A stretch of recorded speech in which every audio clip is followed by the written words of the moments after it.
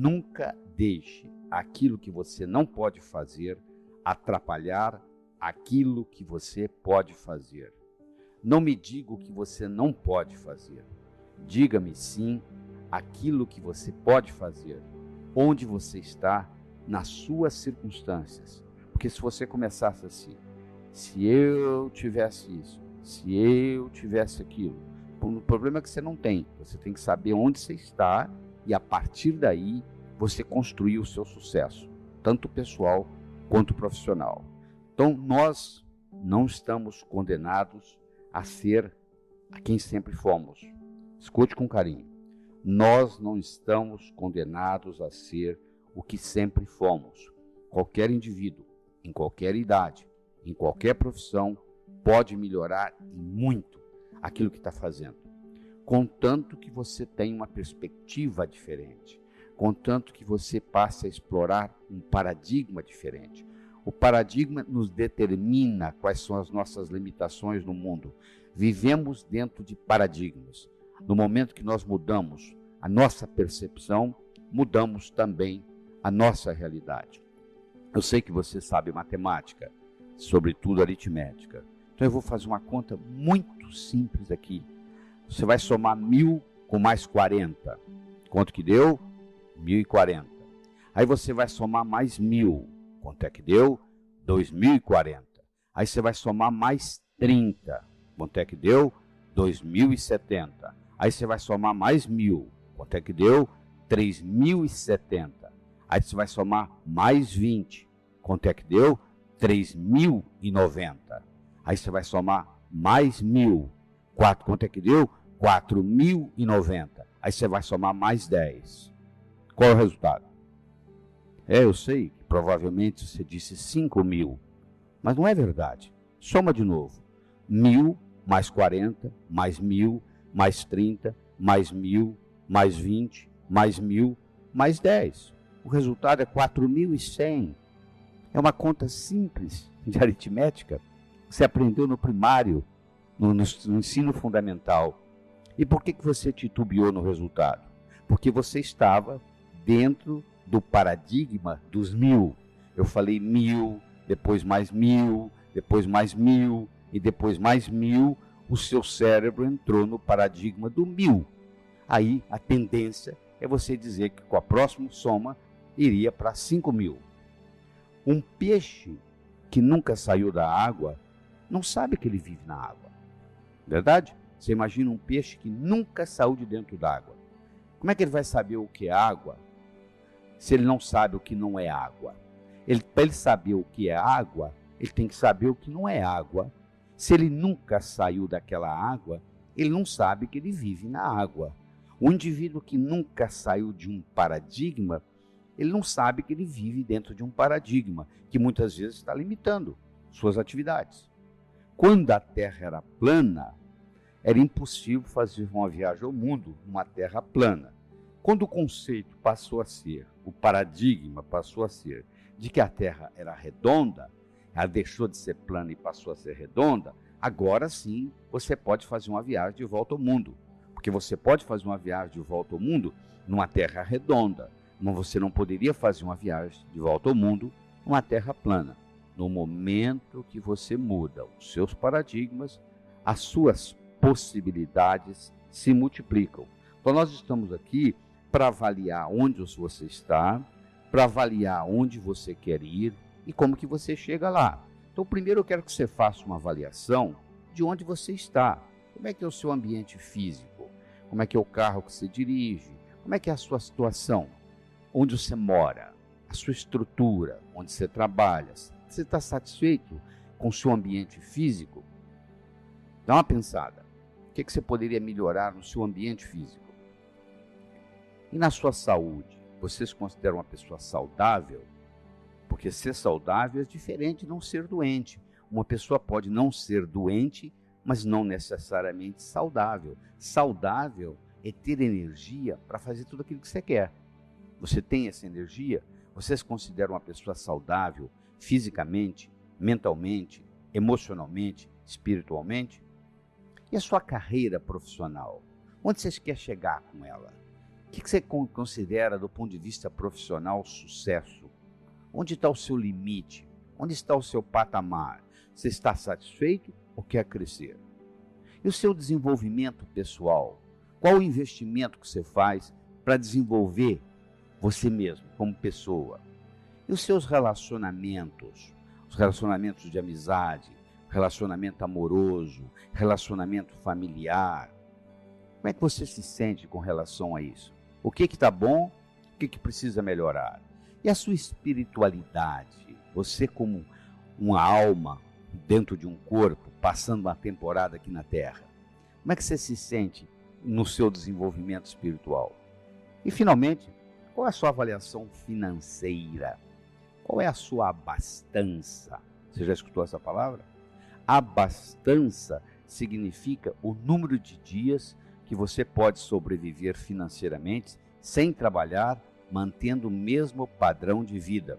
Se você perdesse seu emprego hoje, ou a sua fonte de renda, ou o que você já ganhou, o que você já acumulou, você poderia continuar vivendo no mesmo padrão de vida por quanto tempo? Esta é a sua abastança. E eu recomendo que você comece a se preocupar com a sua abastança, porque hoje o processo de aposentadoria vai ficando cada vez mais complicado. Quando começou o processo de aposentadoria no Brasil, nós tínhamos 40 brasileiros trabalhando para um aposentado. Hoje nós temos menos de 3 brasileiros trabalhando para um aposentado. Então, na hora que chegar a sua vez de aposentadoria, eu não sei como é que vai ser a Previdência. Eu acho que não existe nenhuma reforma que vai conseguir resolver esse problema. Porque o problema não é um problema de reforma. Então, você tem que se preocupar financeiramente, porque você vai se aposentar em torno de 65 anos e hoje a chance de você viver até os 90 é muito grande. 65 a 90 é um quarto de século. O que você está planejando fazer com esse um quarto de século? Então, você tem que pensar em algumas mudanças de patamar. Você vai fazer mudanças de primeira ordem, mudanças de segunda ordem.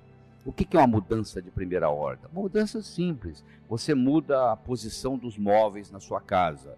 Você continua morando no mesmo edifício, no mesmo apartamento, no mesmo andar. Você simplesmente mudou a disposição da mobília. Isso é uma mudança de primeira ordem. Agora, se você muda de um apartamento para uma casa, ou de uma casa para um apartamento, se você muda de um bairro para outro, você já fez uma mudança mais substancial. Então, na vida, é importante você fazer as duas coisas. Você tem que se preocupar com mudanças pequenas, de primeira ordem, e mudanças grandes, de segunda ordem. Para que você mude, 6 coisas são necessárias. A primeira é você ter um potencial. Isso eu sei que você tem, porque Sócrates dizia que o homem preguiçoso é aquele que poderia ser melhor empregado. E de acordo com a definição de Sócrates, todos nós somos preguiçosos, porque nós não estamos usando nem 5% da nossa capacidade mental. Qualquer pessoa, em qualquer idade, em qualquer profissão, pode melhorar ao seu desempenho, e você não é exceção. Então você tem o potencial que você não está usando. Você tem que ser capaz de solucionar os problemas no nível onde você está. Se você tiver problemas ainda sem solução, fica complicado você mudar. Então primeiro você tem que resolver esse processo. Terceiro, tem que haver algo que estimule você ou que incomode você. Porque Napoleão dizia que só tem 2 coisas que motivam o ser humano. Um é medo, a outra é interesse. Ou você muda por medo, ou você muda por interesse. Ou você muda por medo de alguma coisa que está lhe incomodando, e aí você vai fazer alguma coisa para resolver, ou você muda por interesse. Você descobre um novo mundo, uma nova perspectiva, e você começa a mudar. Então, no seu caso, qual que predomina? Você quer mudar porque tem alguma coisa lhe incomodando, ou você quer mudar por mudar? Ou seja, você quer ir para um patamar diferente, você quer passar para uma nova fase. E para isso você tem que ter uma série de insights, você tem que ter uma série de ideias, e esse material que você está escutando, esse material serve, inclusive, para você ter essas ideias. Para isso que foi desenhado isso aqui. Claro que nesse processo de mudança, você vai enfrentar barreiras, você vai enfrentar obstáculos. Você pode considerá-los como obstáculos, ou você pode considerá-los como etapas. Qual a diferença entre uma etapa e um obstáculo? Se eu mantenho a minha visão na minha meta, O que está entre eu e a minha meta são apenas etapas. Se eu tiro a minha visão, se eu tiro o meu olhar da minha meta, aí é diferente. Aí o que está entre eu e a minha meta passa a ser obstáculos. Então você tem que estar firme na sua meta, saber aquilo que você quer, focar naquilo e ir em frente.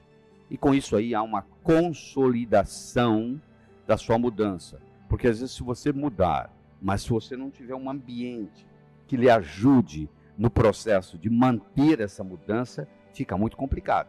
Entendeu? Fica muito complicado. Então você tem que ver se a sua família vai apoiar essa mudança, se os seus colegas de trabalho vão apoiar. Porque não adianta você mudar por mudar e não tiver uma consolidação do processo. É muito importante você entender isso. Se eu me deito na lama e me sujo, e tomo um banho, e fico limpinho, e vou e me deito na lama de novo, não adiantou nada eu ter tomado banho. Se eu faço uma mudança, volto para o meu meio ambiente, e o meu meio ambiente não apoia essa mudança, a tendência é voltar ao que era antes. Então, um executivo vai para um treinamento, recebe ideias novas, volta para a empresa e não tem o apoio, a cultura necessária da empresa, a cultura empresarial, para apoiar esse conhecimento que esse executivo acabou de adquirir. Isso aí não adianta nada, porque logo ele volta a fazer tudo aquilo que ele fazia. Então, eu recomendo você que está aí me escutando, nós temos que trabalhar com 4 verbos. O verbo conservar, o verbo obter, o verbo desfazer e o verbo evitar. Por que isso? Porque tem coisa que você tem e gostaria de ter, não é verdade? Você deve ter uma boa família e gostaria de ter uma boa família. Então, se esse é o caso, o que você tem que fazer? Você tem que conservar essa boa família. Então, esse é o verbo a ser conjugado nesse caso. Aquilo que você tem e gostaria de ter, então você tem que conservar, não é? Não vai acontecer espontaneamente. Você tem que fazer a manutenção do seu carro, não é verdade? Se você não fizer a manutenção, você terá problemas. Você tem que fazer a manutenção do seu relacionamento. Isso é a conservação. Agora, tem coisa que você gostaria de ter e não tem.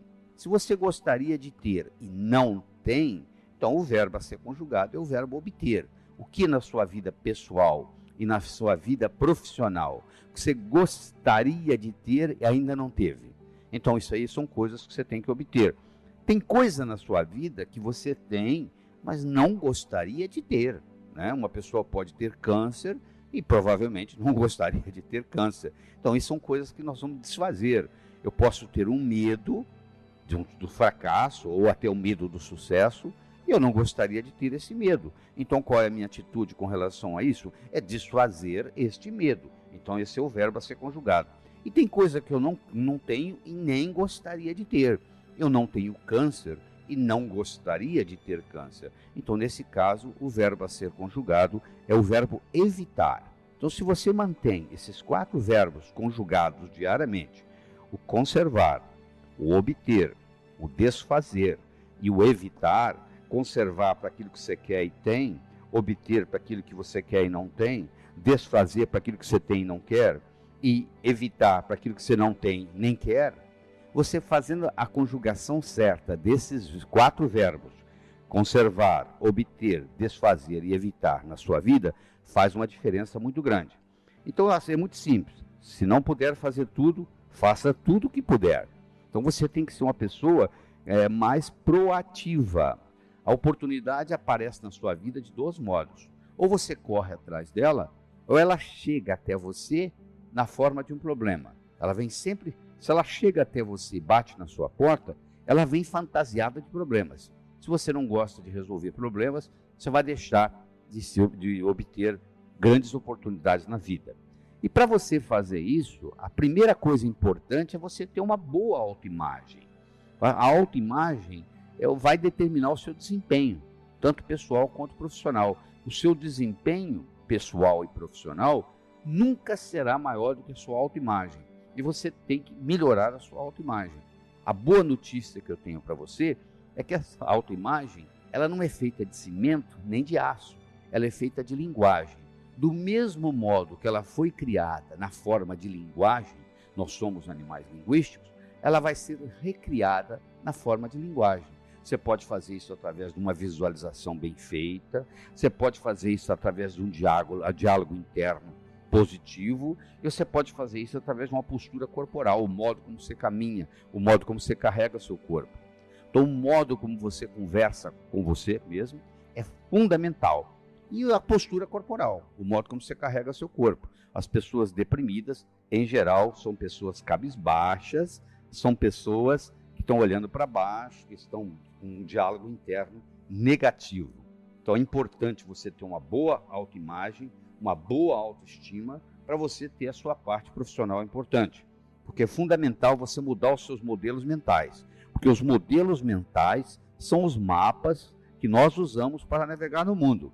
Aprender modelos mentais poderosos é aumentar a habilidade de gerar resultados desejáveis. Vou repetir o que eu falei. Aprender modelos mentais poderosos é aumentar a habilidade de gerar resultados desejáveis.